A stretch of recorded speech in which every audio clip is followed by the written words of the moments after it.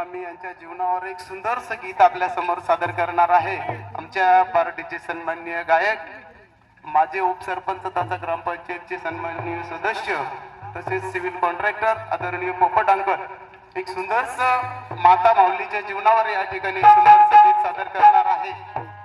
एक ह्या गीताची पार्श्वभूमी सांगायची जर झालं तर खरंच आपण सर्वांनी, पाहुणे मंडळी असतील, गावकरी असतील, सर्व आपण बघत असतो।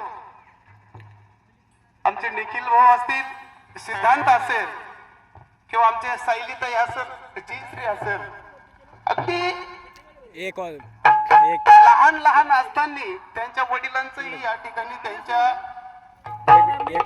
डोक्यावरून छत्रछाया या ठिकाणी हरवलं आणि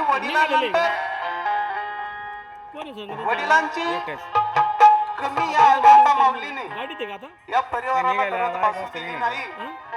सांगताना खरंच डोळ्यात पाणी येतंय।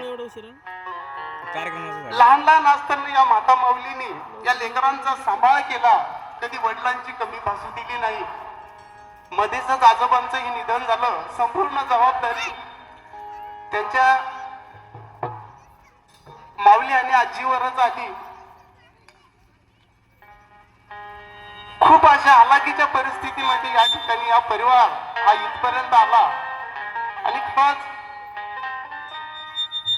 आजीनं परिवाराची सेवा, परिवारामध्ये कसं राहावं हे या माता माऊलीकडून शिकून घ्यावं आहे। त्या परिस्थितीमध्ये आजीने हा परिवार या ठिकाणी सांभाळला। निश्चितच या ठिकाणी आजीच्या आठवणीमध्ये नातीला रडू येणं साहजिक आहे, कारण त्या माता माऊलीने त्यांच्यासाठी जे काही केलंय ते यातूनच खरं व्यक्त होत असतं। परंतु निसर्गाचा नियम आहे, या ठिकाणी आलेल्या प्रत्येक व्यक्तीला या ठिकाणी जावं लागतं। निश्चितच त्या आजींच्या सत्कार्याला या ठिकाणी आपल्या नाती असतील, नाता असतील, इतर त्यांच्या परिवारातील सदस्य असतील, निश्चितच या ठिकाणी अनुसरून आपलं भावी आयुष्य या ठिकाणी जगतील अशी आपण अपेक्षा व्यक्त करूया। आणि एक सुंदरस या ठिकाणी माता माऊलीच्या जीवनावर या ठिकाणी गीत आमच्या पार्टीचे सन्माननीय गायक पोपट अंकल आपल्या समोर सादर करीत आहे। कृपया शब्दाकडे असं लक्ष असू द्या। त्रिसरणाच्या टाप्यावरती धन्य तू ग माते,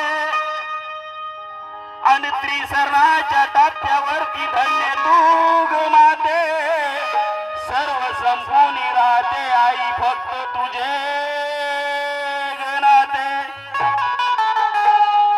आणि चुकलं तुझं बाई,